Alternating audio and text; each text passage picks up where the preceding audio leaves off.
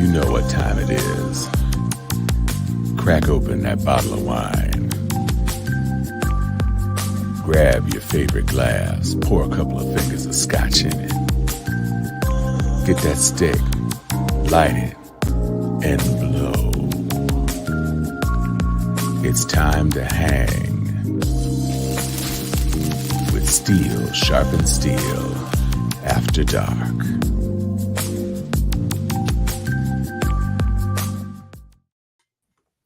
Hey. Good evening. Welcome to another episode of Steel Sharpened Steel, your favorite classy, bougie, ratchet political show. Quick shout out to the comment section. Guess who was first in the building today? James Herndon. James with the number one spot today. Anthony, you got to step it up, baby. They're coming for you. They've learned your secrets. Okay. We put this show announcement out on Monday, and so there was no excuse.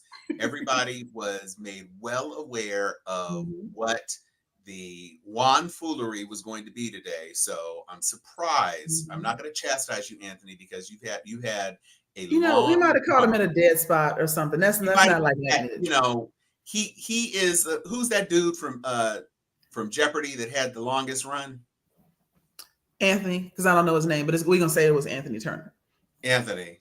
And Anthony's like, I will share, but no beef here. I appreciate no it. Beef. It's not gonna be no James and Anthony beef.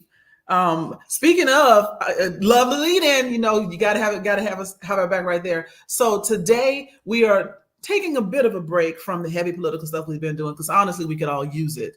And leave it to us to give us something else to talk about for a little while, because we are here tonight to get down on this. I want to say Drake and Kendrick beef, but it's more like a Kendrick beatdown, and Drake happened to be in the wrong spot at the wrong time, but he did it to himself. And we have a special guest today. I want to bring on a personal friend of mine. We go back at least 5-6 years right now, and he is a music aficionado. He is very, very into giving you his opinion while Black. And his name is Oz Longworth, one of the co-creators of the podcast Opinions While Black. If you haven't heard it, you should check it out. So I talked him into joining us here today so we can get into this thing. Oz, welcome to the show. Greetings, programs. I feel just so classy. Even the little background, y'all got the little lead-in music. I feel like it's classy compared to my shit. I feel like I'm on Roland Martin. Thank you. We try. We've been trying to do this. This podcast started in 2020, and we were covering that race, and so we have been going strong ever since then. And so, thank you for joining us on the show. We are happy to be here.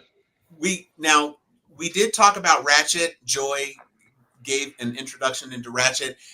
Please consider that fire alarm chirp a part of the ratchetry. We're going to keep that pumping. We're going to keep that moving. I apologize, y'all. I've been trying to fix that all week.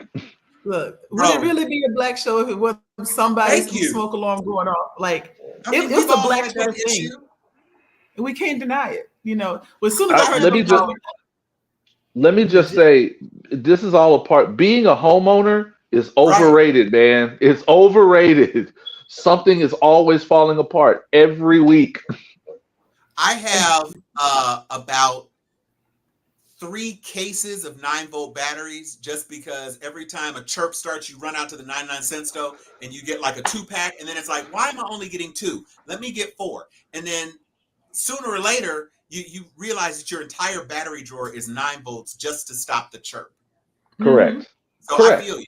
I'm not mad at all about that. I will say this, though. There is some stuff that is very important that has happened this week that we will definitely be covering before we get into the entertainment-centric focused part of the show, because obviously the world doesn't stop spinning, even though my head almost exploded by the time we got to the last Kendrick track. I was just absolutely... And what the internets did to Drake, listen. Drake needs to find Diddy and stay with him. I don't think that's going to help. He looks more favorable by comparison, I guess, because Diddy is probably at the nadir of his entire Diddiness at this point. But yeah. Drake is his Diddiness. Yeah. Drake is a figure of optics, and the worst thing he could do at this point is be standing next to someone who has had their home raided by Homeland Security. Yeah, true. Yeah, and is currently, in my opinion, evading capture. It's one of the things. Well, we're gonna table. We need to table some of that. Once we get full on into the Diddiness and the Drake. Sorry, I jumped right in. I'm sorry. No, it's okay. We do it all the time. Yeah, exactly. We're gonna lead off on one of my favorite subjects that does not include the name Trump. We're gonna lead off with Marjorie Taylor Greene. Oh my God! If You Tried It was a person, Marjorie Taylor Greene. Look, even she knows it. Her whole face is ashamed of her brain. Her face is like, I'm not with her. She looks like Amy Schumer didn't cook all the way. That's like when Juwan Howard, they put a picture of Juwan Howard next to Will Smith, and they said it looks like somebody tried to draw Will Smith from memory. Woo! So, remember when they tried? Remember when that viral video, the people that said they saw the leprechaun, and they tried to draw what the leprechaun looked like. Somebody tried to draw Amy Schumer. Yeah. And they got Marjorie Taylor Greene. So if you weren't aware of her latest descent into abject irrelevance, basically for now going on 3 weeks, Marjorie Taylor Greene has been threatening to call to vacate the chair of the speaker, which is a whole bit of drama that we went back with back when Kevin McCarthy was in the seat and Matt Gaetz kind of did it. The Democrats had an opportunity to hold him into the chair, but he went out there and said some BS, and the Democrats were like, "Oh, okay, we'll let your conference take you. We ain't no skin in our whatever." And so he got removed, and so it took them a long time to kind of get things back together. And so everybody was like, "We ain't gonna do this again." But Marjorie Taylor Greene decided that she was gonna try it. And I'm no fan of Mike Johnson, but at the very least, he's enough of a pragmatist to say, "Listen, gal, we done lost seats since this last game. We have a margin of 1, the smallest margin. If you think having a margin of 1 in one of the 3 buckets that actually gets shit done, if you think that's going to be our ability to just ramroad everything we want in our legislative agenda down Biden's throat, you're wrong. You're out your mind." And so the thing is, though, she's out her mind. Oh no, she is out of her mind. Yeah. But she at least she backed off. She tried to press him into acceding to her demands. He said, "You know what? I'm good." And so she brought it up and was booed by her party. And then it ended up being overwhelming. The vast majority of Republicans voted not to vacate. Wait, when you said she was booed, was she really booed? Because they will boo you. Did she really? Oh, no. Oh, she was booed. Booed.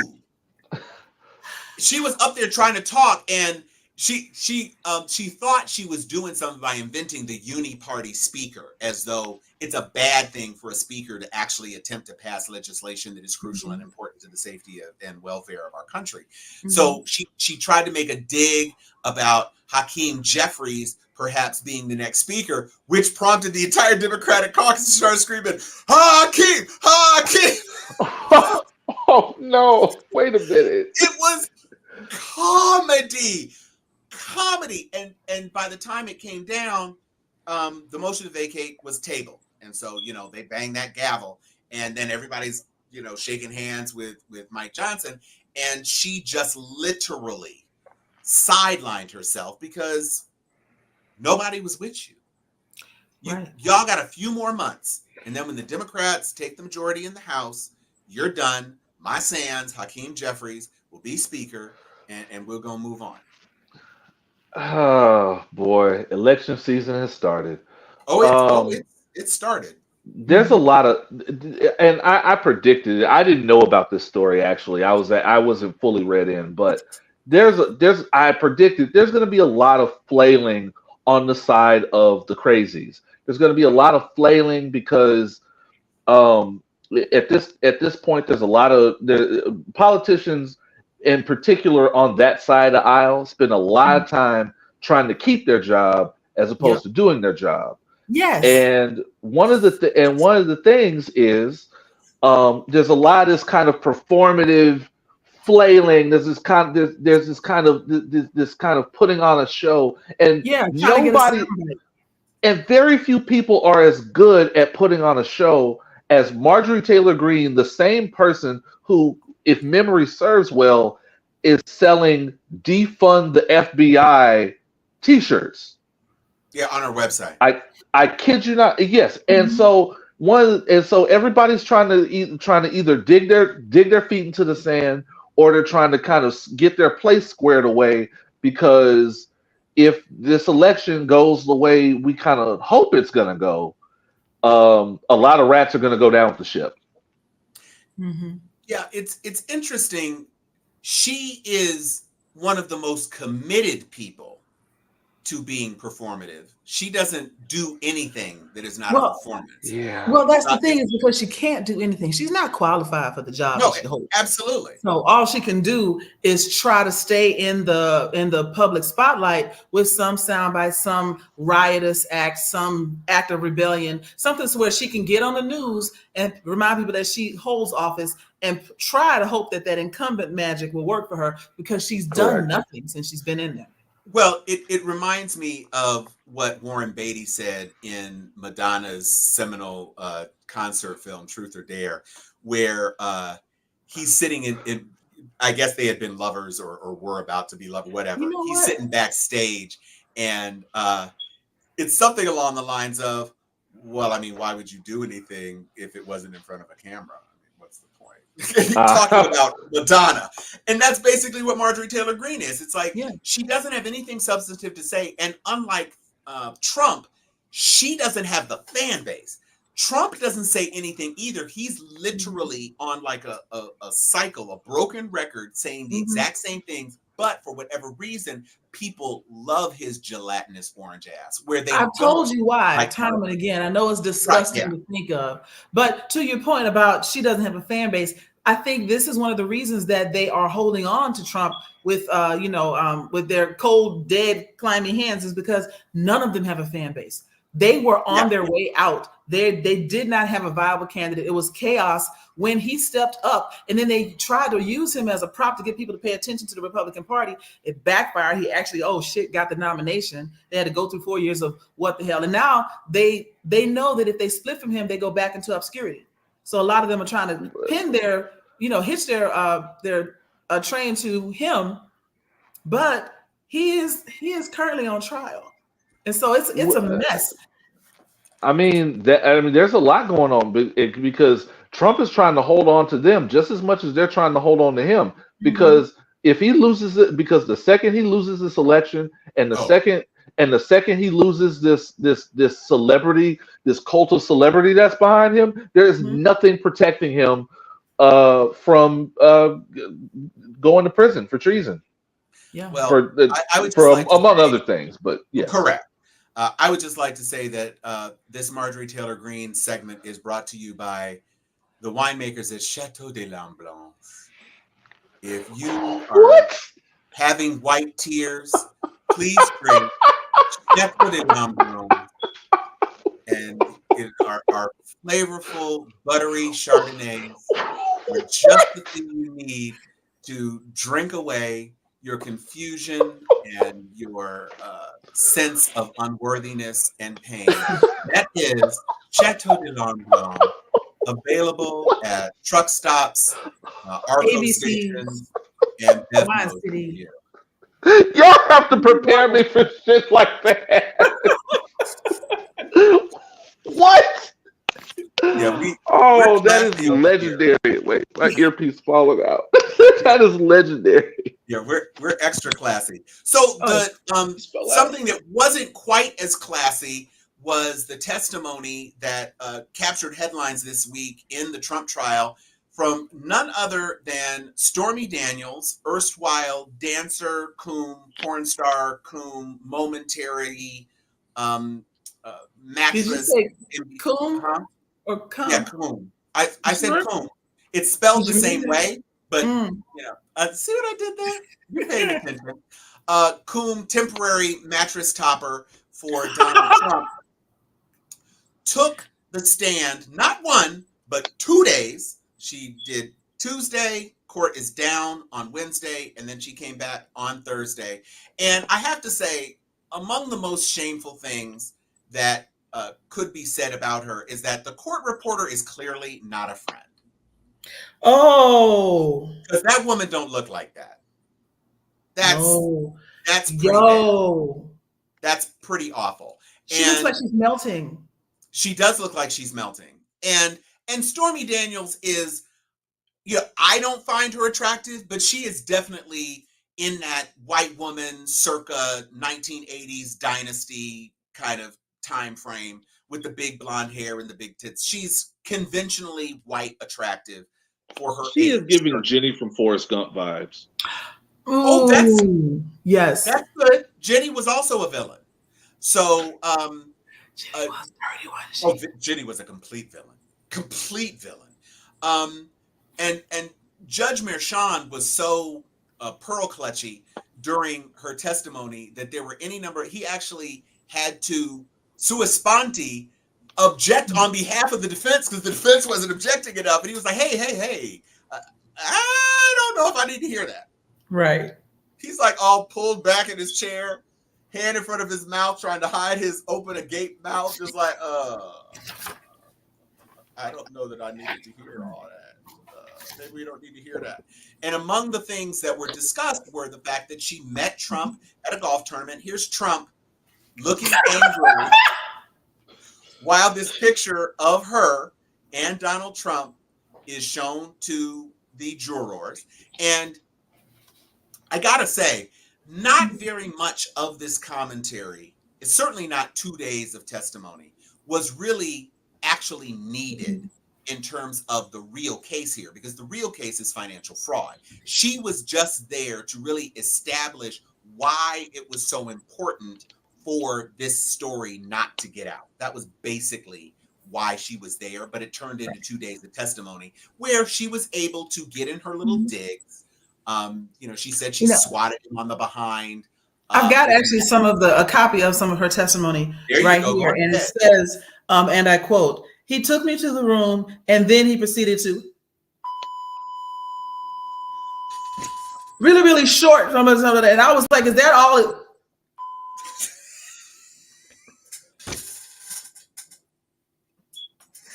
And so I told him I wanted him to.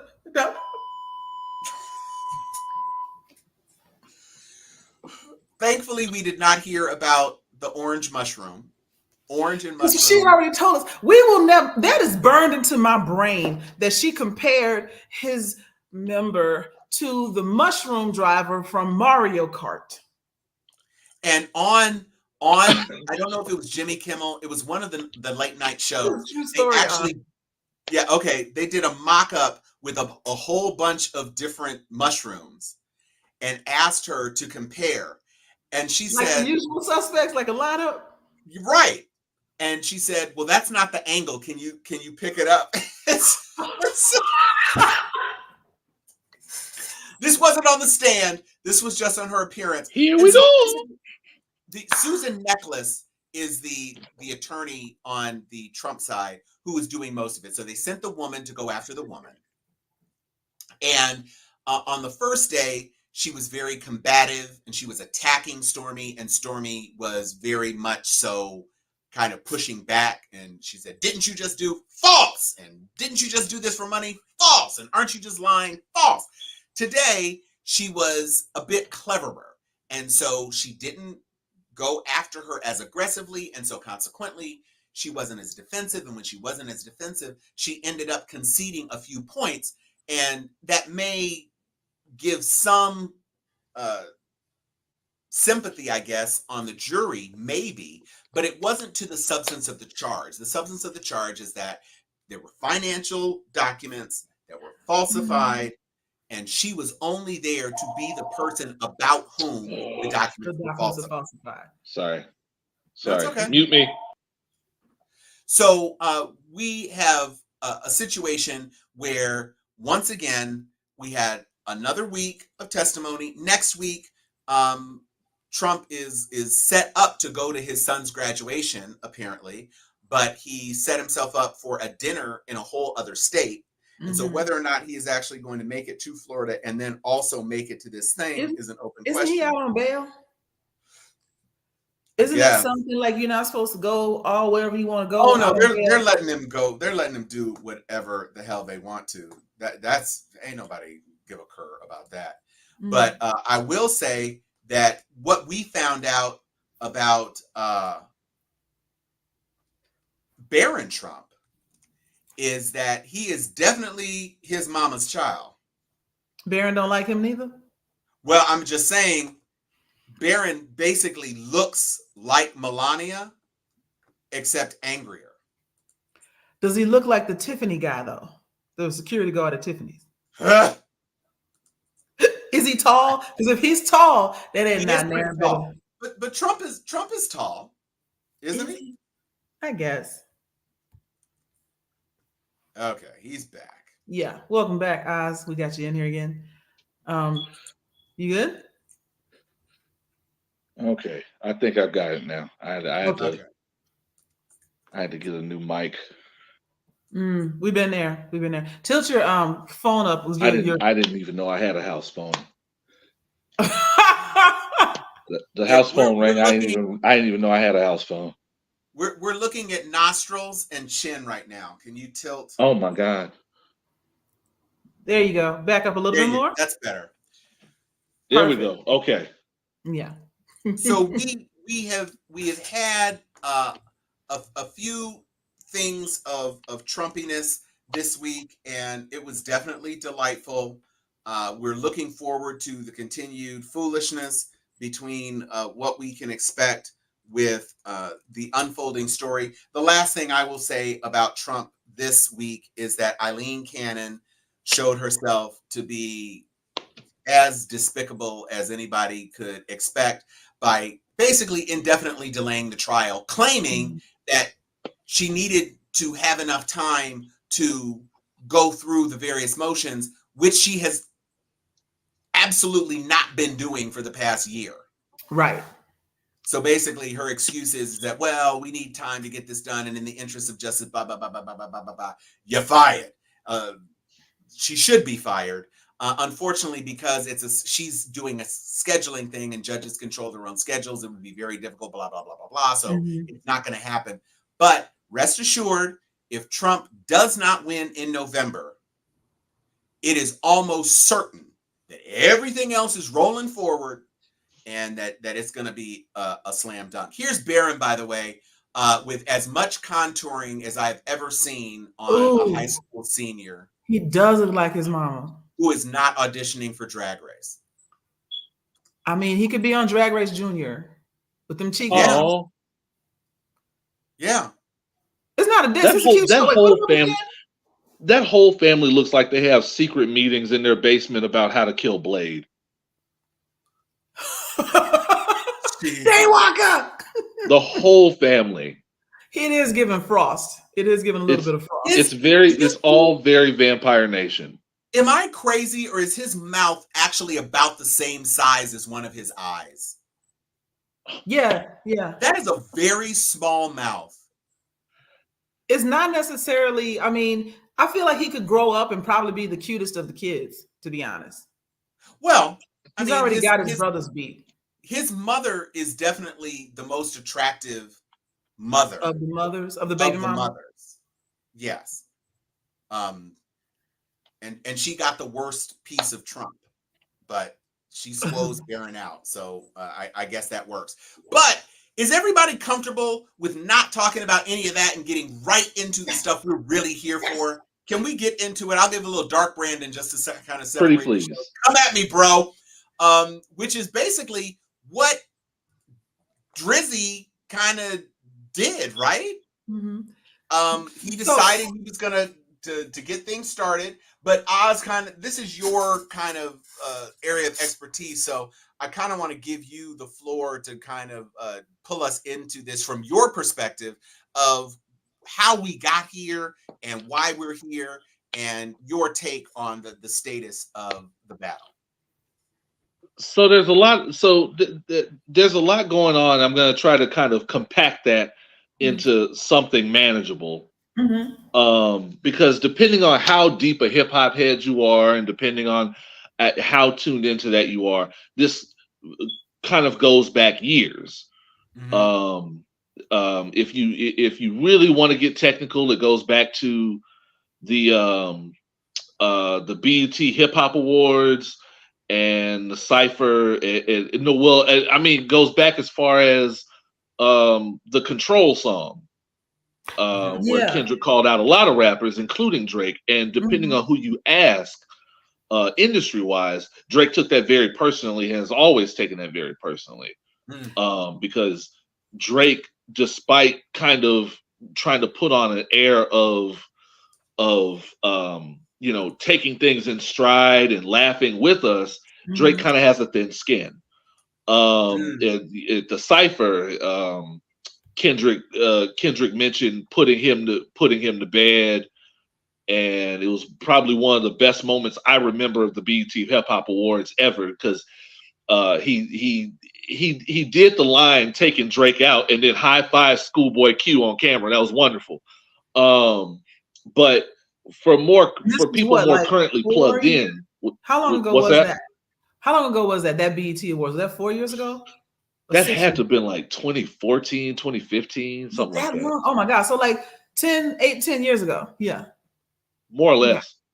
And so, but for people that are more kind of currently tuned in, I think the first thing in recent memory that people heard about this, as far as the people involved, is the "Don't Trust You" mixtape. I call it. It was a mixtape to me, with Future and Metro Boomin, which depending on how plugged in you are, people kind of felt like that was an insult, because because Drake had a relationship with Future and had a relationship with Metro Boomin at some point. And Metro Boomin took it apparently very personally that he did not win a Grammy, I want to say, over, I think at the time it was Drake and 21's album. Yeah. And he had some words about that, and Drake took that very personally. And him siding with Future, Drake took that personally as well.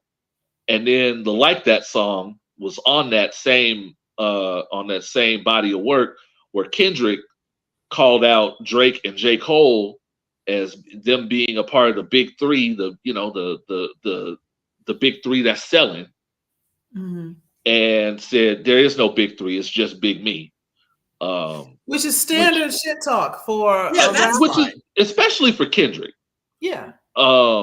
If those who are familiar with Control knows that Kendrick believes it. Kendrick is fine with competitive spirit. He is fine with confidence in his body of work, confidence in his skill as a rapper. Hip hop is very much born and raised in braggadocious. Oh, for sure. And so, but you have rappers now that get so big. Yeah. What's that? Let's not forget Kendrick Lamar is a Pulitzer Prize-winning rapper. Also true. He's proud of his deserved. Pulitzer, so. And don't forget that you have, like, these days, the ego, because it's really easy to get big, and it's really easy to develop your following as opposed to what it used to be because of social media. So you let that kind of internalize and inflate your ego a little bit. So when you get called out, it's a little different than when LL and Kool Moe Dee or right. when Common and whoever and publish get a song. into it. Yeah. So you take it a little personally, and it hits differently. So J. Cole, now we don't really have to do all the unpacking for J. Cole, as was very smart for him. He ejected himself from this battle, and quite honestly, I want his prediction on lotto numbers. He did very quickly. He was like, yeah, yeah. Oh, no, no. He No, knew I'm something we good. did not. My J. bad. Cole has left. It's like Left the chat. Left And the chat. and that was one of those moments where I feel like he had a relationship with Kendrick maybe, and was like, "Oh, I'm sorry, you said what? You're gonna do? Oh no. I'm taking my PTO. Thank you. You know now. what that sounds like when the person that decides to come shoot up the office is like, hey, bruh, go to lunch early tomorrow. Yes. If my name Bennett and I ain't in the shit was a person, it would be Jermaine Cole. Yeah. Listen, Jay said, "Damn, Kendrick, why'd you do him like that?" He knew something we did not. I want his prediction on lotto numbers. I want him on my fantasy football team. Right. Because he got out, and we have not heard hide nor hair from him since. Listen, so we're gonna do the rundown. Yes, that was the background. A lot of ancient stuff that should have rolled off a dude who lives in Toronto with a big ass mansion and them tall ass hedges, doing the Tootsie slide in that big empty cold ass place. You should have been fine. You don't need to worry about Kendrick and his little twists, and you don't need to worry about J. Cole and that blowout, and you don't need to worry about Rick Ross and his memories. You just chill and kick it in the OVO. right. Live your life. But no, he couldn't do it. And Lamar comes out. This is March 22nd. We are on May 9th. Right. March 22nd, Lamar drops Like That. Okay? Yeah. On that other album, right? Yeah, Future and Metro Boomin's song Like That. Lamar disses Drake. Okay? Along with a lot of other people. So it wasn't personal then. It wasn't just him. Talking shit to the Drake's people in the name, industry right now. Yeah. correct. Drake's name is mentioned. J. Cole drops a response, and to Oz's point, says, you know what? I'm reconsidering. Right. Didn't he take all the tweets down? Whatever he tweeted, he was like, I'm going to take my flu powder, and I'm going to go into a goddamn fireplace, and I'm out. I'm done. Control Z, undo. He decided it was time to go get his head together. Get my head together. So, a couple of weeks later, Drake decides he's gonna pull something, and he was thinking it was gonna be like the Meek Mill Pusha T kind of scenario, where the power and force of his personality and his dominance was just gonna like overwhelm. So he drops Push-Ups, but this is what Push-Ups contained that was supposed to be like just like awesome track. You ain't in no big three. SZA got you wiped down. Travis got you wiped down. Savage got you wiped down. Bro, what? I mean, he mentioned them because those are the only people in the industry right now that can stand him aside from Sexy Red. I mean, bro, you said a mouthful right there. Everybody at this point, he doesn't have a friend in the world but Sexy Red, and depending on if you believe the rumors, there's a reason for that. But I won't go into that. I mean, Joy said you said a mouthful. Sexy Red may have a mouthful, but I will just say that those are not bars. That's like bah. Right. Those are like Fisher Price rhymes, bro. Like, what are you doing? You rhymed wiped down with wiped down and wiped down. Well, I wrote better rhymes in middle school. The thing about Drake is that he can take those little kind of lightweight disses. Well, is that up until this point, he's felt very comfortable taking like lightweight disses because the people that he's really been in beef with have either been in a place in their career where they're not really incentivized to give you 100% of that smoke. I think the hardest bars he had caught up into these recent times was probably Common, and that was definitely in his maximum sensitive days. Kiki, Are you riding? Do you when love me? when he's struggling through commercials about AI, like he's in a technical school commercial. And so Not and DeVry. well, thanks to AI, I love Common when he's just rapping. I really do. And I windmill, really because do, he's gonna hit you with a windmill at some point. I never man. seen anybody So have such a go-to move in my whole life. and so you have Drake, who hasn't really again, and Pusha T. Now Pusha T was a one-off, but even then, Drake got right out of that battle and went into selling a multi-platinum album that is one of his worst received albums. And so the thing about Drake that you have to remember going into this battle is that Drake has very much felt bulletproof for a lot of his career. He's been very consistent in selling albums for 15 years. And he's done a lot of things that would get a lot of other rappers out of here in terms of credibility. You can't name a lot of people where Schoolboy Q could show up with the reference tracks to your songs and show that he's ghostwritten some of your best stuff off of that album, and you still have credibility. You couldn't have been seen messing with some of the women, messing over some of the women that you've messed with and messed over when your target audience at the time was black college girls, and still have credibility. If anybody had made some of the mistakes and slip ups that Drake has, if you put those in the hands of a Kendrick Lamar or a Rick Ross or whoever, we would be lambasting them to this day. And Drake's pop over crossover success has kind of insulated him and protected him. So he feels a little more invincible than he actually is. But now he's come up against a rapper who, in my opinion, is so successful in hip hop and has so much credibility in hip hop. He can pull what I call a Frank Ocean or a Beyonce and just drop his stuff. Maybe not tour for it and go away, and we never hear from him until the next project. Right. Kendrick doesn't talk to us. The things that you're saying about Drake being insulated, not like kind of can do anything, and feeling a little bit above it all because I'm Drake and I can get away with stuff. I'm pulling a parallel here. Drake was in his Will Smith mode. I'm the best. Everybody loves me. We don't really fuck with you, but everybody loves me, and I can do no wrong. And my movies make money. I'm gonna go slap somebody. The problem is, on the other end was not Chris Rock, but he slapped Mike Tyson.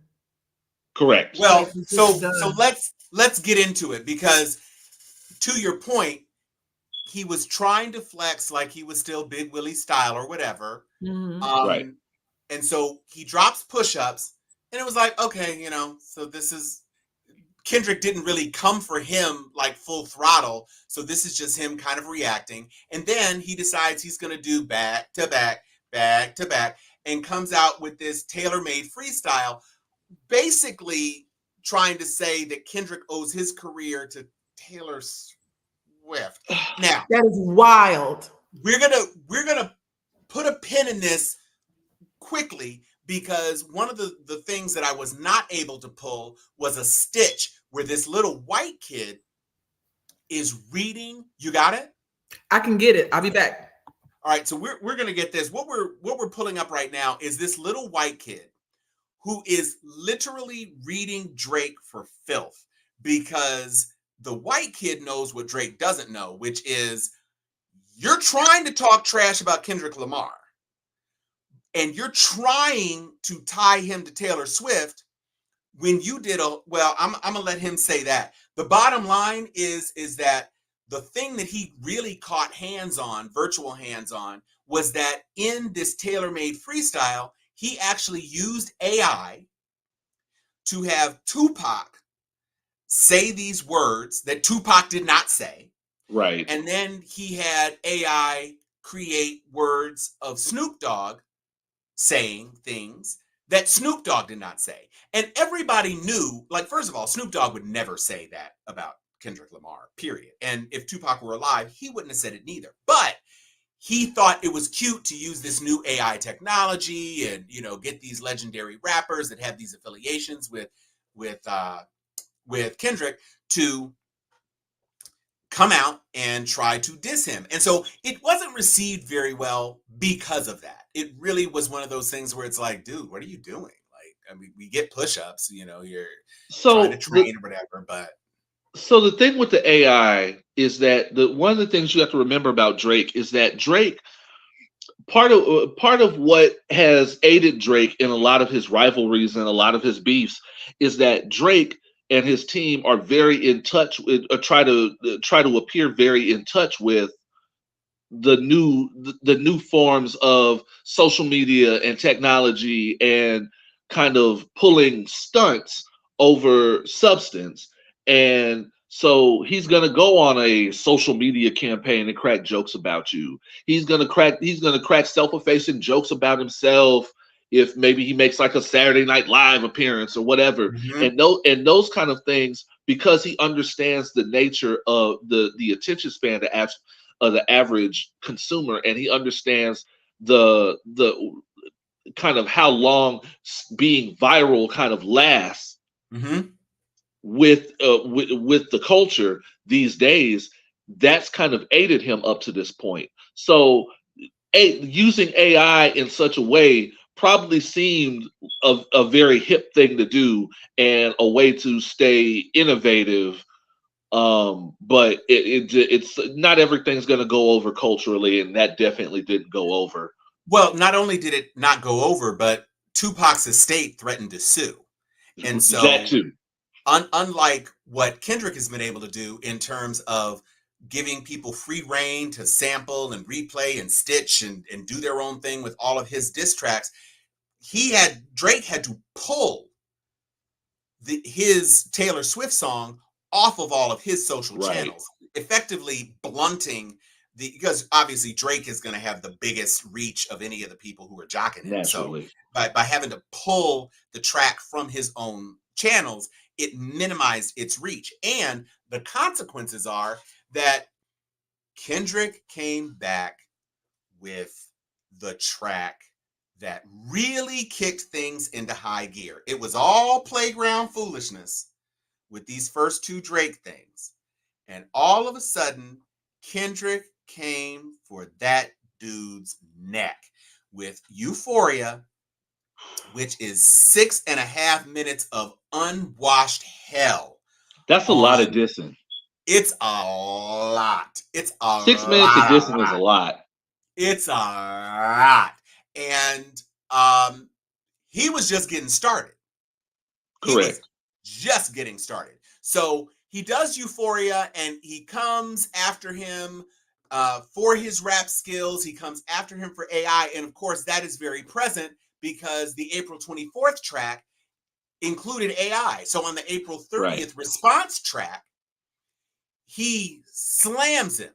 And he's talking about his parental skills and, you know, directly basically talking to him about that child he had by that French white lady.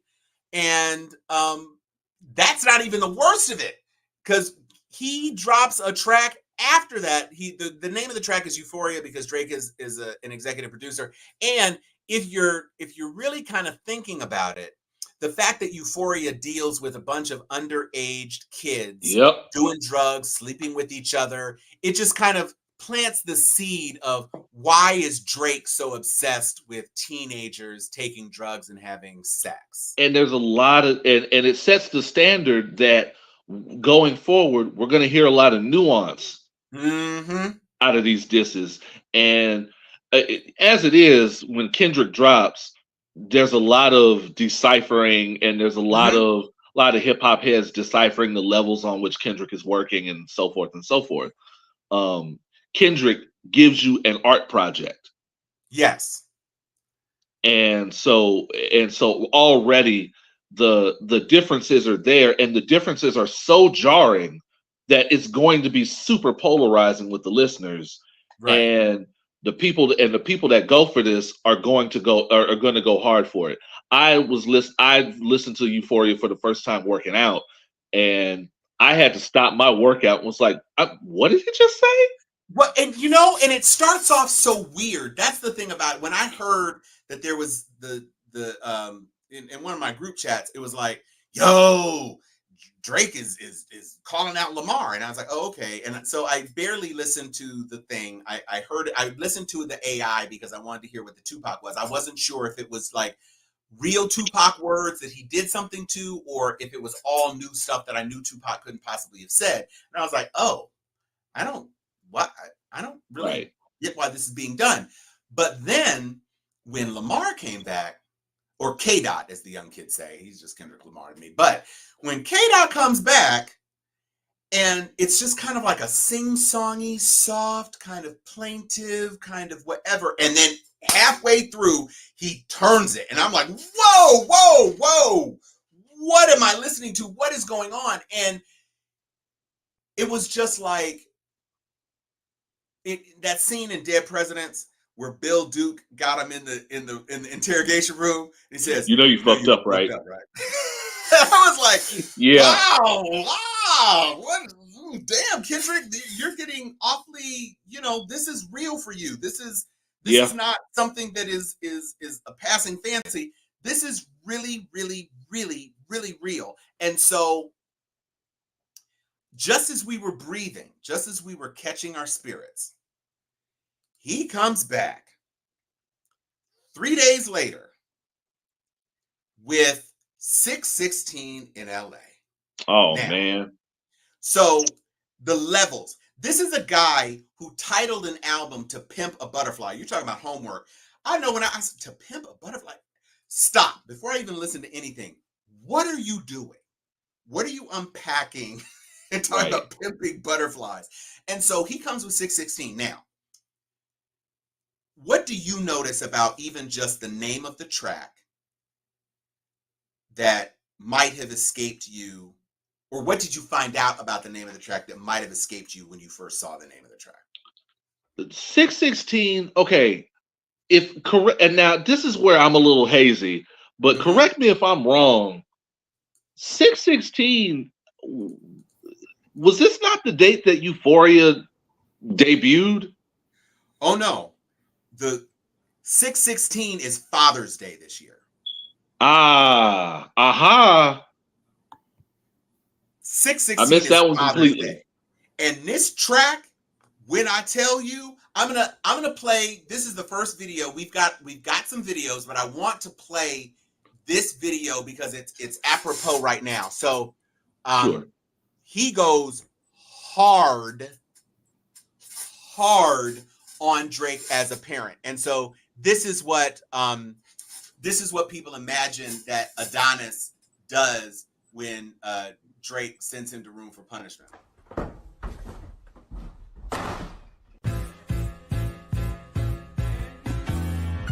Dear Adonis, I'm sorry that man is your father. Let me be honest.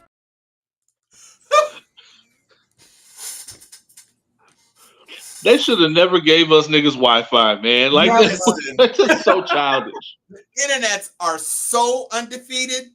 So if you have not heard the track, that was just a little snippet of it. So especially after Euphoria, right, where Euphoria starts off in this very weird space, he comes with 616, and it's just like banging. The track is just aggressive. He's got those discordant keys creating kind of a cacophony, and it is just nonstop. Adonis, your daddy's a hoe. Your grandmother and your grandfather raised a hoe and a horrible person. He's worthless. I'm sorry that you had to come from his balls. I mean, it's just nonstop, just bow, bow, bow, bow, bow. He's just slamming this dude. And everybody was like, oh, see, so. I didn't think we were going to hear from Drake anymore for a while. I did not think we were going to hear from Drake. And I literally said, ain't no coming back, Drake. Stop. Well, I thought he would take a while. I thought he'd take like a month and, let it cool off and then try to come back strong. I thought we were going to go at least until next month, close to the summer. Well, I thought really after 616, I thought that this is when you leave it alone. When you were in your beef and you did back to back, everybody was like, it's done. You don't try to come back. It's a wrap. You don't need to try to come back from this. Back to back ended it. That squashed the beef because there was no coming back. I thought 616 was the end. I said, there's no way that he's going to be able to come back strong enough to reclaim his sense of space and place in this beef battle. There was just no way. I just didn't believe it. And so I was wrong. We were all very, very wrong. We were all very, very wrong. And so Drake releases Family Matters, which with was a video, overly mind long. you. Yeah. It was way too long. And I get it. It's clever that you use Family Matters. I don't. Oh, and by the way, I didn't actually put this graphic up because Rick Ross is really more of a footnote in this thing than anything else. But let's be clear. Rick Ross did have a momentary presence in this beef. But the rap was tragic, but the cover art was pretty amazing. So this is Champagne Moments, where he's got Drake basically kind of looking like John McCain or Eric Swalwell. Wow, the likeness is disturbing. Yeah, basically the whole thing is that he was calling him a white boy, and that's why. He put that back up. He looked. That's the face of a dude that like roofied his prom date. Like that's that guy right there. He looks like a lost Mad Men character. That artwork is better than the record. I would expect that to be somebody to ask me who that is, and then I'd be like, "Oh, that's Joe Biden in high school." Yeah, right. Yeah. So Rick had a contribution. Rick decided to sit back, and that's fine. You let Kendrick do the work. Okay, let Kendrick do the work. So Family Matters comes out, and Drake decides he's going to go as personal as Kendrick went with him. And so he alleges spousal abuse. He talks about infidelity. He comes for Kendrick's woman, basically. And in the video, I believe he's wearing a ring similar to or the same ring that Kendrick proposed to his girl with. Well, it doesn't surprise me. This is the same narcissist who created that incredibly expensive necklace of like 47 engagement quality stones that he was never going to give because 47 times he contemplated. First of all, nobody contemplates proposing 47 times. You're only 35 years old. Correct. I haven't liked 47 dudes. And this is what I'm saying. Like nobody thinks I've got to the point where I'm really ready to offer to spend my life with you. It was a flex. The stones look amazing, and it's a one-of-a-kind piece or whatever. Don't wear it out in public. That's all I have to say. So, because I would rob you. You were gonna get. I got money. I would rob you. If you wear that thing out in public, somebody is gonna son you. He's gonna wear a fake. He's gonna wear a copy. I know. And even in the video, the van. Somebody has to remind me. I'm sure someone in the comments will remind me. The van has some Kendrick symbolism. I believe going back to Good Kid, Mad City, maybe. Yeah. He was hanging out. Just to show his street cred. He was hanging out with, I think, one of the Hell's Angels or something. It was a lot going on in the video that was supposed to be part symbolism. But again, it's speaking to Drake's kind of flamboyance in these kind of things in trying to put on a show as opposed to a real battle. And a lot of the Drake fans went 10 toes down behind this according to them chess move. I would call it more like a shoots and ladders move, but whatever. I would call it Pong. Frogger at Because best. listen, when and I don't know these young influencers, right? Sure. But my kids do. And so there's this kid, Kai Cenat. Kai Cenat, yeah. Yeah. So he's a bit of a Drake stan. And so when Family Matters came out, he was running around his little room screaming, yelling, da da da da da da da da. And Kendrick said, "Oh, I got something for that ass." And he came out with Meet the Grams. Yeah. My God. Here's where it all starts to fall, to crumble around Drake's little ears. Listen. Good question, James. And after Meet the Grams, right? It was like, oh, snap. But the thing that really killed it and deaded the whole thing was he came out with this. And when I heard Not Like Us, first of all, I wasn't expecting it. I don't think anybody was. It was kicking somebody while they down. Yeah. I'm here and wait. Just I'm sorry. I know you want to get to the was the tag at the end of 616, I think. And I know you want to get to where you're headed, but it's important to point out with Meet the Grams, the level of mind games. See, Drake thought he had mind games going with Family Matters. The level of mind games it takes to not only start off the diss with an open letter to your son about what a bitch ass nigga you are, then an open letter to your mother about what a bitch ass nigga you are, and to your father, Dennis. Your father, your well-known in the music industry father, about what a bitch ass nigga you are. But not only that, the cover art featured Drake's Ozempic scripts. This was the best part I didn't know of the whole thing to me. In the corner, you can see where it says his name and it's his Ozempic scripts.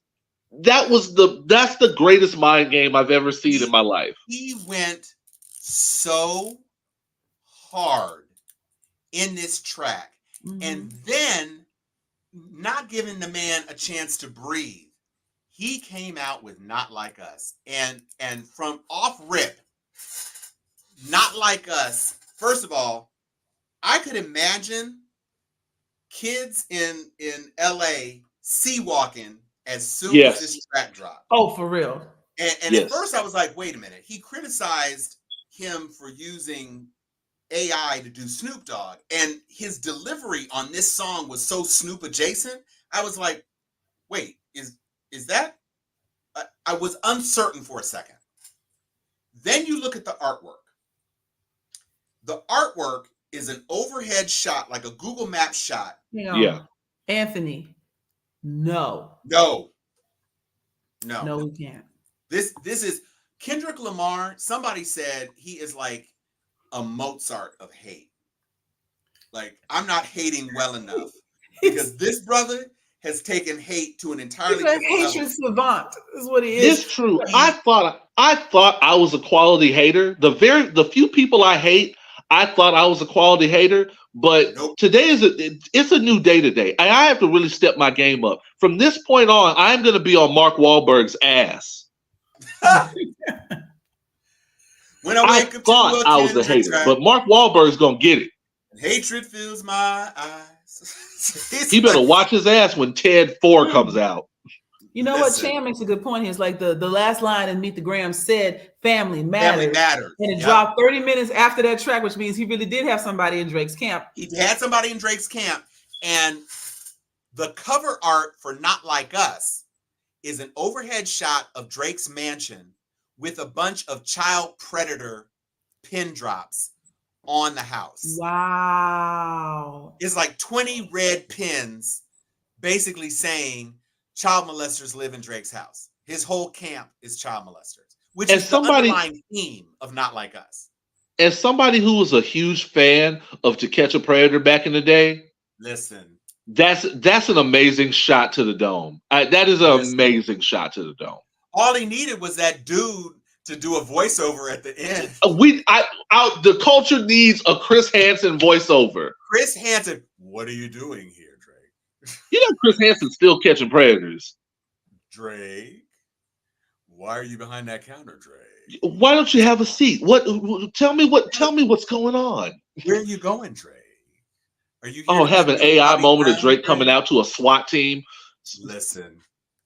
Y'all don't get me started on Catch a Predator. That's one of my favorite reality shows of all time. I was absolutely certain that Not Like Us was going to be the absolute end. But not only was it not, we were exposed to our second video, which now Metro Boomin actually created a track, and it is credited as being the first diss track. Not diss rap, but a diss track. Now, a distrumental is what I was heard. Distrumental. That's wonderful. I'm going to play a video that has Metro Boomin's track in it, but then I'm going to play the original track, which is even better, actually, in many ways, because Metro Boomin just basically speeds it up and adds some bass to it. But the original track, which was written by, King Willius? King Wilonius. Okay, him. He wrote the words and then put it into an AI generator and had this dude sing it like in a 1970s soul singer fashion. But here's the first track. This is the and the double diss on this is that somebody stitched it and is actually manufacturing BBL Drizzy merch. So let's take a look at this. Listen to the Metro Boomin track and pay attention to the graphic that this person designed and is literally having embroidered onto various shit.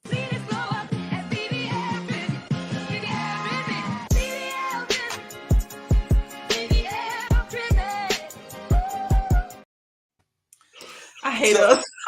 So you see, first of all, he got Drake in the little multicolor hair clips on like some Tekashi 6ix9ine shit, right? Then he's got this little manga anime driven character with his BBL pooched up in the back, like he's I believe Tyra Banks called it a booty tooch. Booty tooch. The tooch and booch. And so it looks like he's waiting for a very special friend to come braid his hair from behind. And so that was the Metro Boomin track sped up. Here's the original AI generated track, which to me is epic in so many different ways. So let's take a listen to that.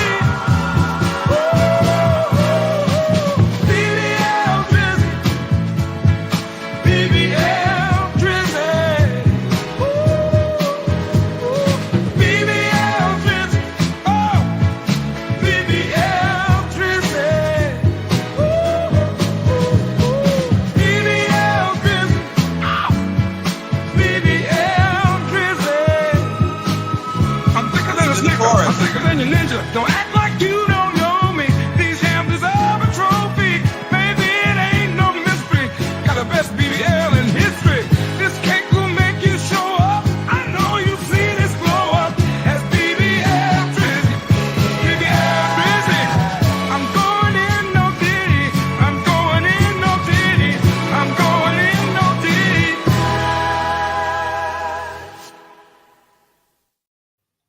I mean, I'm going in. No diddy. Very Gordy would be proud. That is such a most very much so, yes. When he said, go ahead. These cakes will make you show up. I know you've seen this glow up. My God.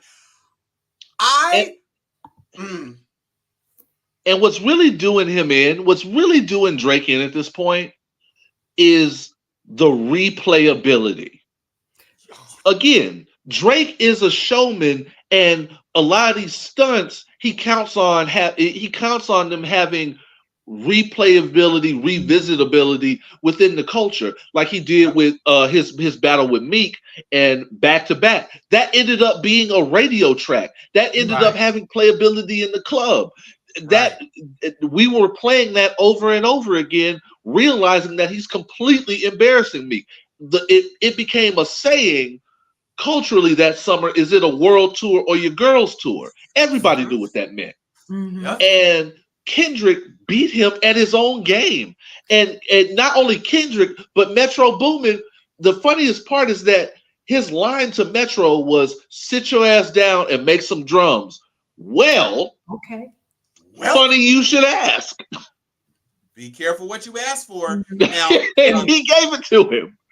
And another thing, we talked about this earlier before we went on air. For those of y'all that haven't heard this last update, what we really have here is an entertainer versus an artist.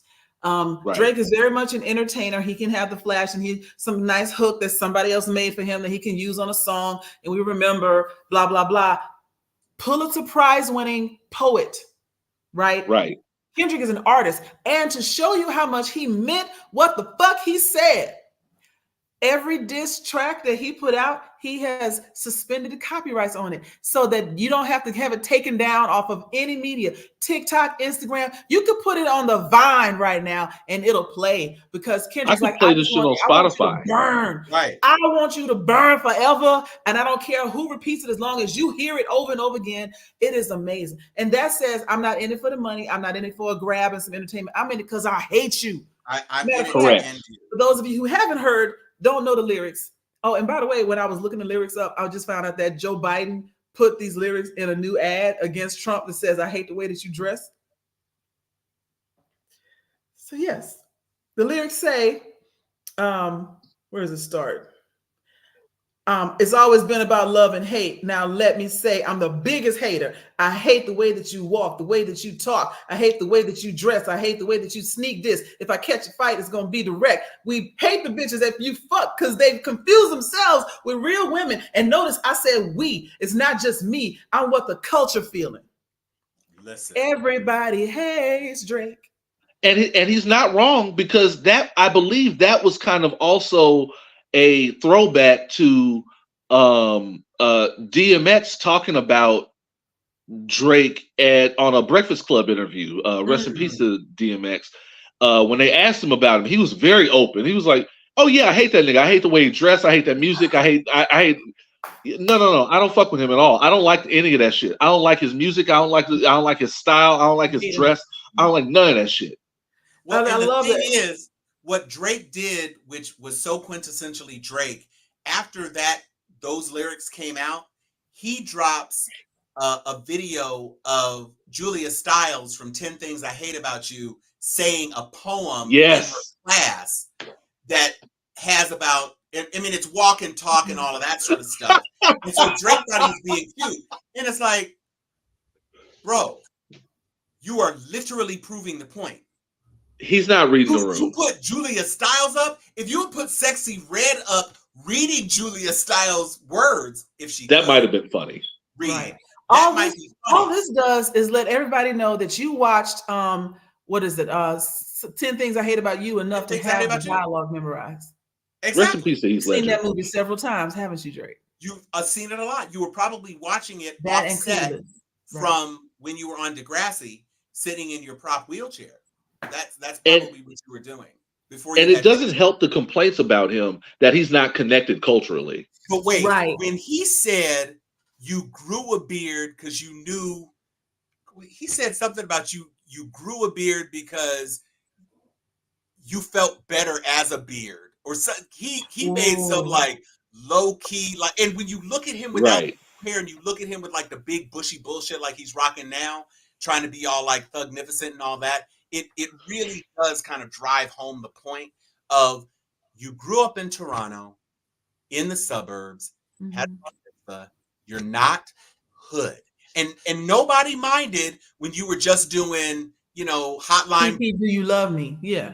Yeah, nobody cared. Even do work with Rihanna. My feelings and all that. Nobody cared. Do that. I'm at the club. I don't mind dancing to you while listening to work. I don't mind it. When you try to come like you're some sort of hard, legit dude, it just doesn't play. It doesn't track. It doesn't look.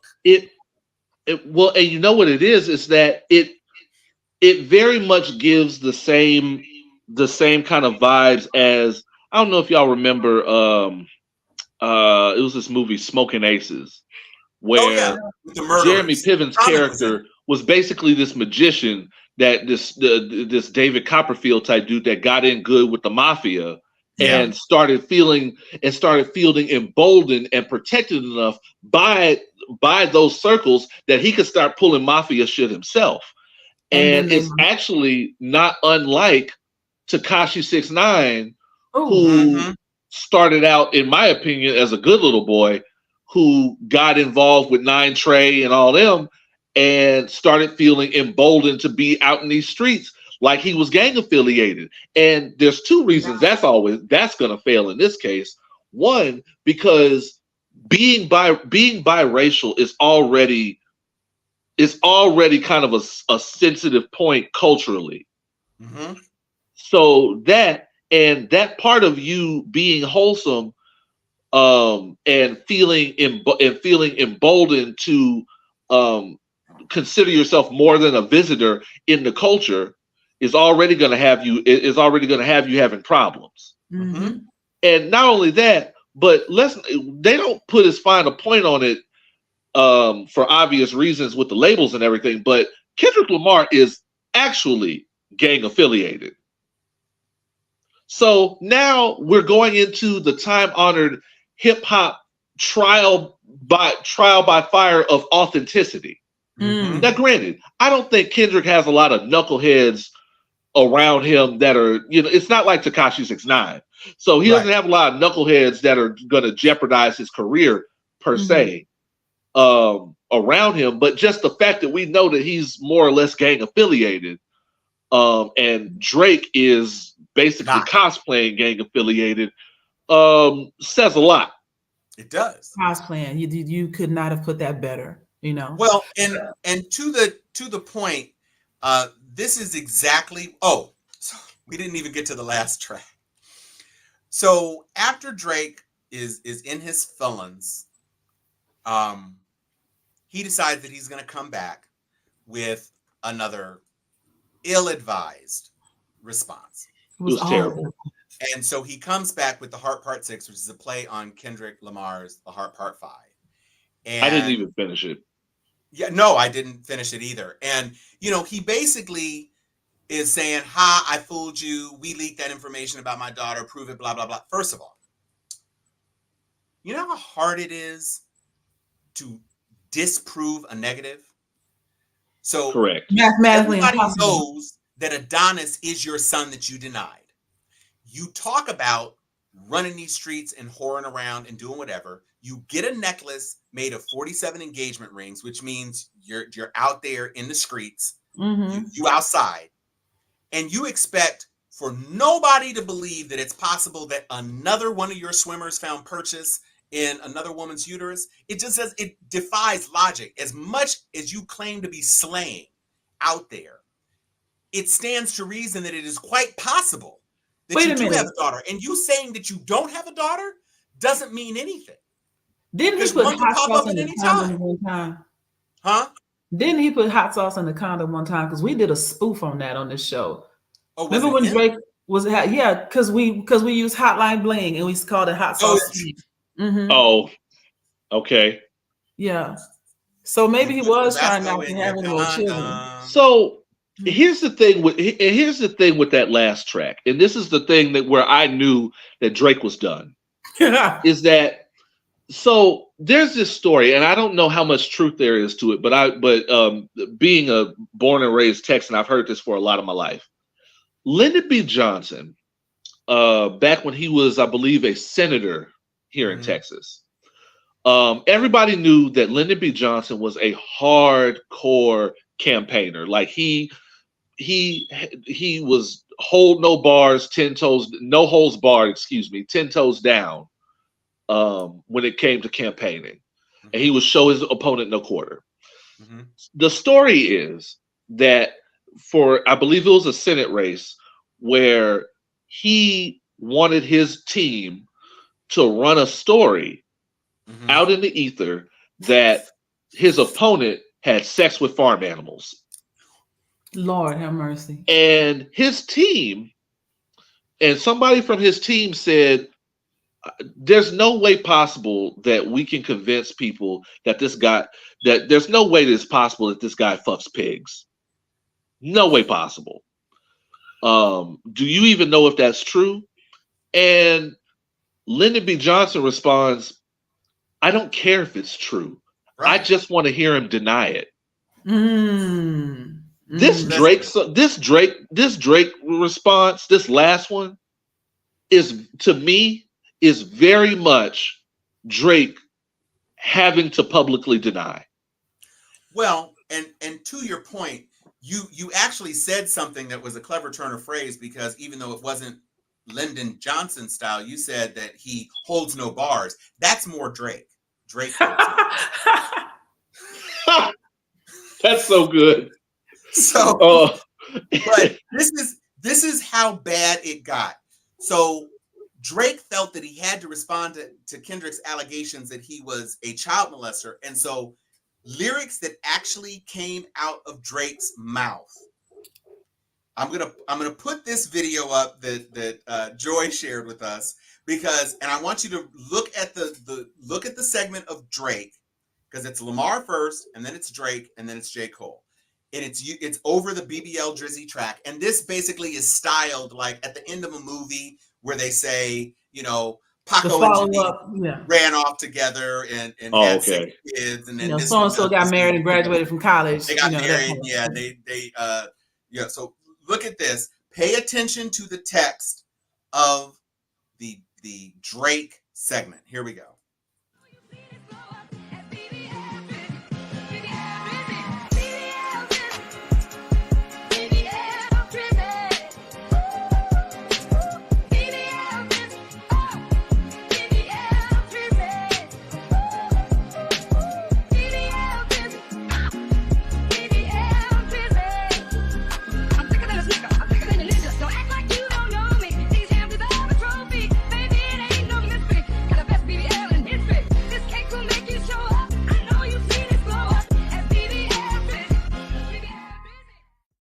Okay, first of all, we need to play that again just because we're gonna play that again. Secondly, play it again. I'm gonna read it because it is really small if people are watching this on their phone. Yeah, I'm gonna pull it up. I'm gonna pull it up in a video so that we can actually pause it on screen.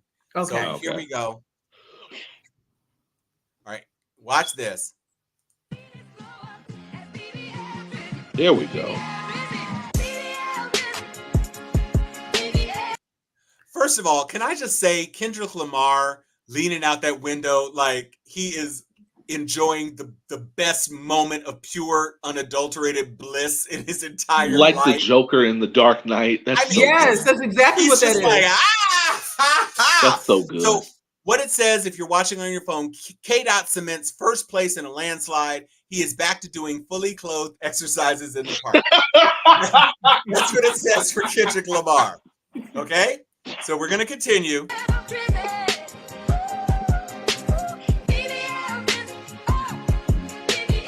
Drake is here looking very contemplative in the car. Okay. This says Drake is still in shock after releasing a bar with the words, "I was fucking young girls, I promise." Now, to be fair, that sentence starts with "if." But you can literally take these words, these 7 words, they appear from the lyrics. Mm-hmm. They appear in the lyrics. I mean, OJ also wrote a book called "If I Did It." Right. Great example. This is not the way to come back. Because here's the thing, again, to that point about I want to hear you deny it. I am never going to allow somebody to string together words that imply that I've done anything that I don't want to have to deny later. Nope. Like I'm not even going to say it now. I was going to give an example. It's like, ain't nobody ever going to pull this data, this soundbite on me where I say "if" and then the next words out of my mouth has something to do with like fellatio or whatever. You're not going to string that together with me. No. So I'm going to break the podcasting rule of never bringing up off-air conversations because it's too funny to pass up. Because we discussed this very briefly, and I was like, man, Drake. There are a couple of lines where Drake really didn't read the room, and Joy, without missing a beat, goes, "He didn't read the law." Yeah. That's the thing. This is not, and just the fact that this is what it appears in the reel, and it's done so well. It's done so, the B flat, It's so fun. Right. Oh, that line, by the way, that line and not like us, where he says, you're trying to drop a chord, trying to strike a chord, and it's probably A minor. A minor. The best part about that is I used to be a music major before I tried to be a writer and make no money. But so A minor is a chord that you can only play with only white keys. Oh, this is so deep. God, now even I didn't know that, and I'm a classically operatically trained baritone. Now, granted, I sucked at music theory. I was a great ear vocalist. Oh, I'm worse. Don't worry. But that's, and when he said A minor, it sticks with you so well. And it sticks with you so well. And the fact that this is making the rounds, I mean, this is literally like it's a TikTok thing now. People are coming up with TikTok dances. A homeboy of mine said I kid you not, said he heard it in a grocery store. Do you know how crazy that is? To hear it with the grocery store music? Mm-hmm. Attention shoppers, that was Kendrick Lamar with Not Like Us. Also, don't forget to stop by the deli for our sales on those fryers. Right. We've got some delicious grapefruit in the produce aisle. So that's crazy. Pick up some mangoes while you're over there. So we got one last little bit. Okay. I was fucking young girls, I promise. And then we get into the J. Cole piece.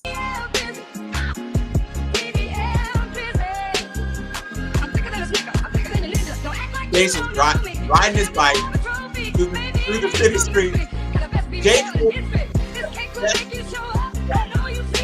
J. Cole continues to have the best sleep of his life. I love it. The best sleep of his life is crazy. I love that. And I love that for him. Absolutely. This is one of the few times where it pays to be corny. Man, look. Because he said, look, I'm half black, I'm half white too. But guess what I'm not finna do? I'm not finna get into this. And you know what else he said he wasn't gonna do? He said he also was not gonna have a line in his rap about Kendrick rapping like he's trying to free slaves. Because should he not be? I always tell people, I'm a sci-fi nerd, and I always tell people, the reason you never see black people in time travel movies is because there's nothing for us back there.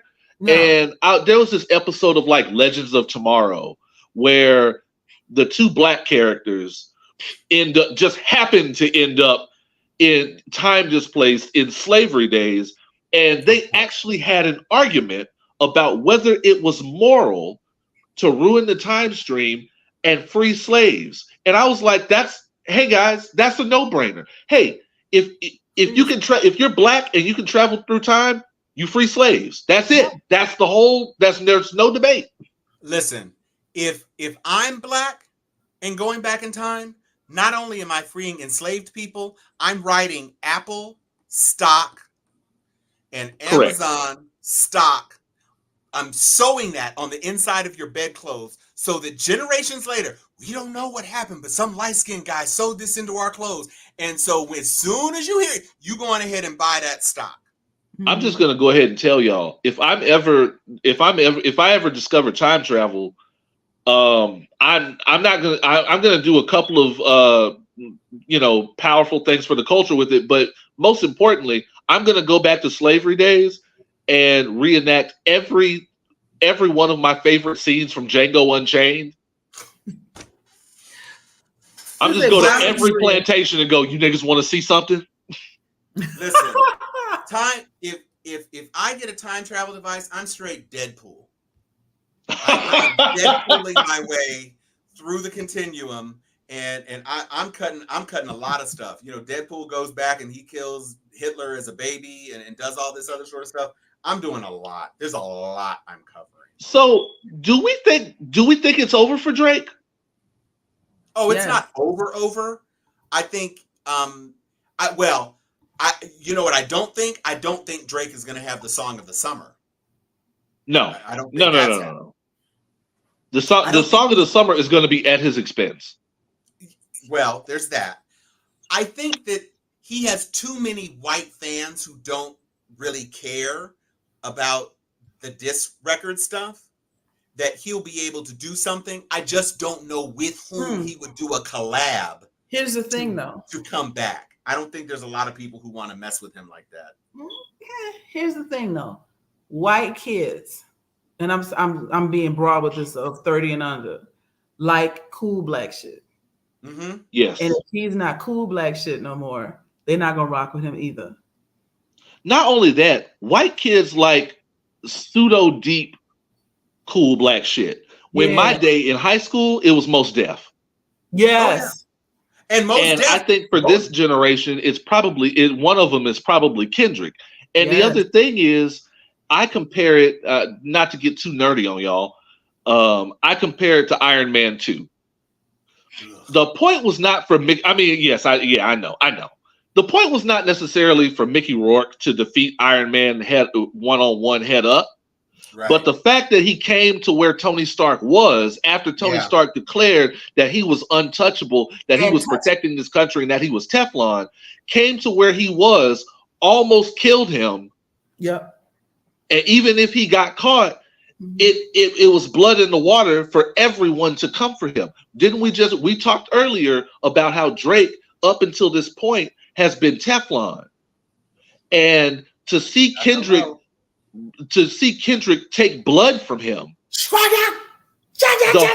now everybody's coming after Tony Stark, the government, his industry rivals, everyone's coming for him now. And I think that's where we are with Drake. Drake has been, and to be fair, Drake has been on the decline for the past couple of years. Because Drake definitely abandoned. First, it was when he definitely abandoned his black college girl fan base. I remember the first episode of Insecure. There was a great line with Daniel, who, if you're an Insecure fan, I always felt like Daniel got a bad. They did him a bad rap. Yeah, he saved her ass with that getting that track off the internet. Do what now? He saved her by getting that track off the internet, and if she had listened to his ass, she wouldn't have caught that on her face. That's true.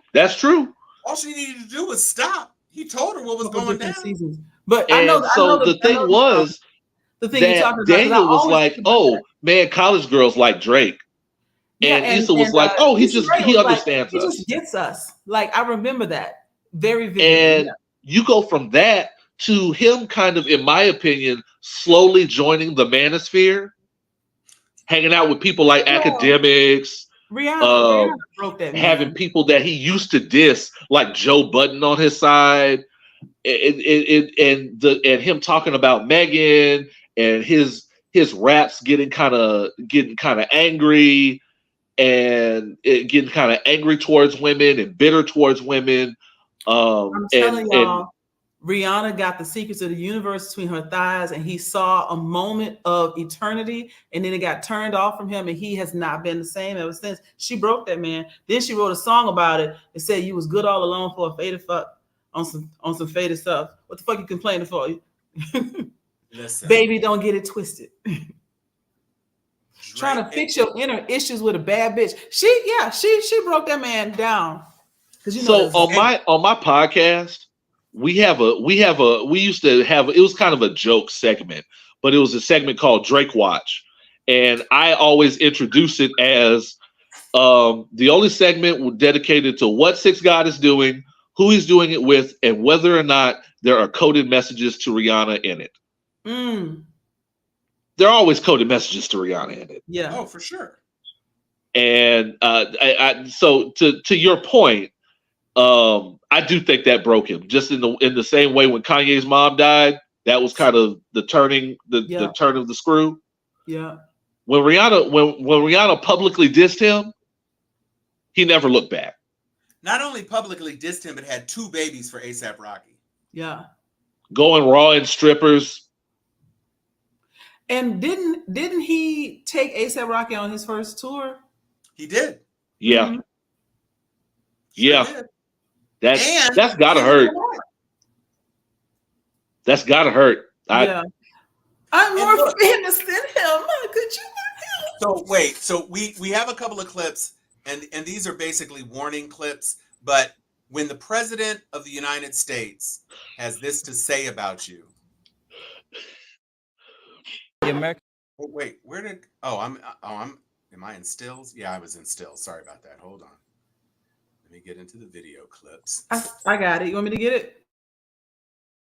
The American people really want to know this one. This is actually, I lied. This is a serious one. If you had to pick a pair of pants for your dog, A or B? No, you got to go with this. This one? Yeah, this, I think. This is your final answer? You don't want to phone a friend? It's a little too conservative. Too extra. Okay. Yeah, all a little right. too much. And the last one. Too much fabric. All right, so we had Drake versus Meek Mill. A lot of people were tweeting that to me. We kind of know the outcome of that. But if Drake and Kendrick Lamar got in a rap battle, who do you think would win? Got to go with Kendrick. I'm just saying. I think Drake is an outstanding entertainer, but Kendrick, his lyrics, his last album was outstanding. Excellent. All right. Best album I think last year. Thanks so much for your time, Mr. President. Excellent. Appreciate you. Thank you so much. Barack said it. Barack told y'all what's gonna happen. Matter of fact, I'm gonna pull something else up. 50 Cent tried to tell you, bro. Listen to this. You know the laws of power. You never outshine the master. You see what I'm saying? Like I even had a conversation and said it to Drake. I said, don't ever go over or be past Wayne in conversation, because it'll hurt you. When Kendrick said, you signed to the dude who signed to the dude who signed to some other dude, it's like, God damn, that's a lot of layers. Mm-hmm. Let me tell you something. I try not to, just out of general principle and conscience, ever try to give 50 Cent any credibility. But I will say this: when Barack Hussein Obama, maybe the most beloved president I can remember in the past 20 years. Sure. And predicts ahead of time. It's like The Simpsons. It's like no hesitation. Say that kind of stuff. Yeah. You got to go with Kendrick. Those lyrics. Predicts that you are the superior rapper. You are probably the superior rapper. And here's the thing. When you told me that Joe Biden actually used some lyrics from the Kendrick diss in a thing, it kind of surprised me, but because it kind of felt pandery, but at the same time, it's like if somebody on your team recognizes that this is lightning in a bottle, and you use it and you do it in a way that actually feels like you get it, like it's not Kamala Harris going on camera and saying, wow, those lyrics are blah, blah, blah, blah, blah. Right. You're just it's not Hillary Clinton talking about she got hot sauce in her bag. Got hot sauce in her bag swag. No.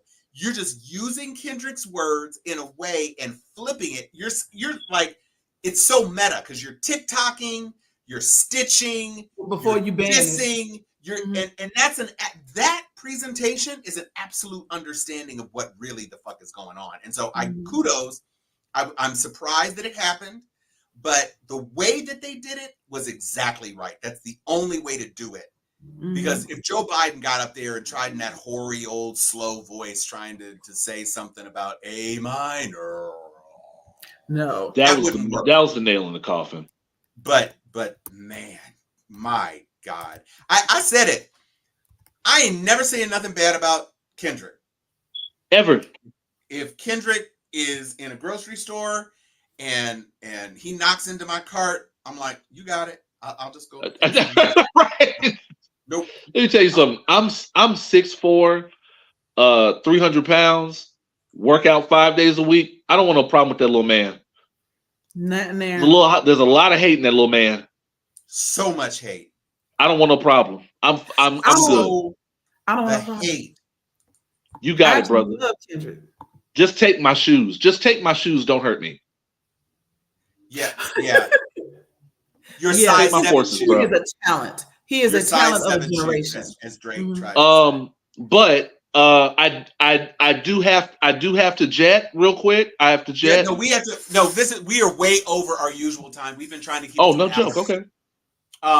But with that, we have shown all of the videos. We have covered all the music. You can very easily go and find all these tracks if you want to listen to them in order. You can skip all of the Drake tracks, actually. Wait, do y'all have one more minute? Yeah, I do. Yeah. Give me one more minute. I want to show y'all this one real quick.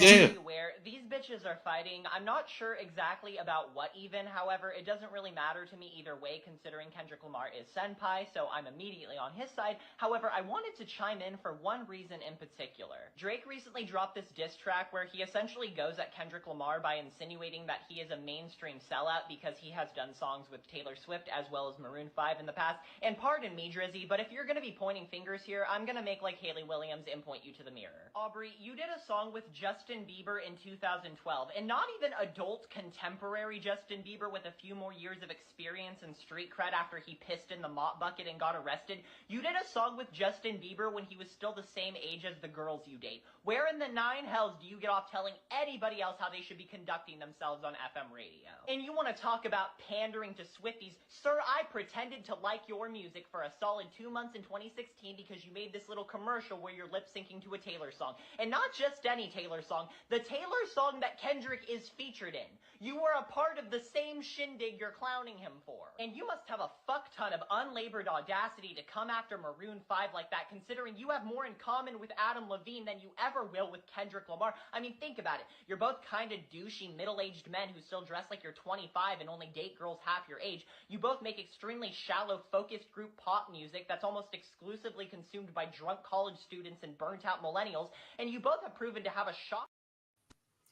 It ran out. That's the one I could find. But God damn. That was a read. Yes. The internet is undefeated. Listen.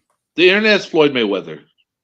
That Bashida Balasasterakina. He gathered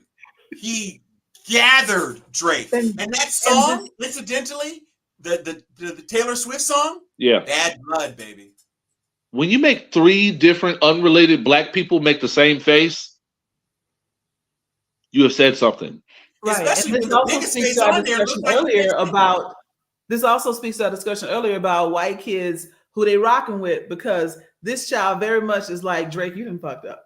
I don't know who you thought you were. Correct. I pretended to like you because you white kids trying to be cool are gonna go which way the wind's blowing. Yeah. That little boy read the shit out of you, bro. For filth. I'm here for it. This is an amazing experience. I like hanging out with y'all. Hey, come back anytime. You too. Ladies and germs, that has brought us to the end of our show. We hope you enjoyed this kind of mixture of our political commentary with some pop culture fuckery. I had a blast. Oz, you are more than welcome to come back anytime you care to. It was a stone cold brew, my man. You are the most righteous. And with that, Oz, we're going to let you count out. You can just say, I'm Oz Longworth Jr. Oh, I am Oz Longworth Jr., host of Opinions Wild Black podcast. Wherever quality content is disseminated. Sorry. Right. I'm Tom Cunningham. I'm Joy Stevens. And this is Steel Sharpens Steel. We will be back next week, and we hope that you will too. Thank you for joining us.